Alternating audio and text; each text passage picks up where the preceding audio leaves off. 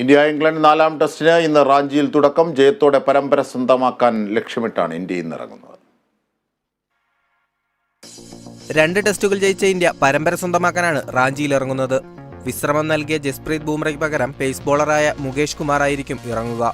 ടീമിൽ 4 സ്പിന്നർമാരെയും ഉൾപ്പെടുത്തിയിട്ടുണ്ട്. KL രാഹുലിന്റെ അഭാവത്തിൽ സർഫറാസ് ഖാൻ മധ്യനിരയിൽ സ്ഥാനം നിലനിർത്തും. കാര്യമായ മാറ്റങ്ങളോടെയാണ് ഇരു ടീമുകളും ഇറങ്ങുന്നത്. 2 മാറ്റങ്ങളാണ് ഇംഗ്ലണ്ട് ടീമിലുള്ളത്. പേസർ മാർക്ക് വുഡിനും റിസ്റ്റ് സ്പിന്നർ റഹാൻ അഹമ്മദിനും പകരം പേസർ ഒലി റോബിൻസണും ഫിംഗർ സ്പിന്നർ ഷോയിബ് ബഷീറും ടീമിലെത്തി. പരമ്പരയിൽ ഇതുവരെയുള്ള 3 കളികളിൽ ഇന്ത്യയാണ് 2-1 മുന്നിട്ട് നിൽക്കുന്നത്.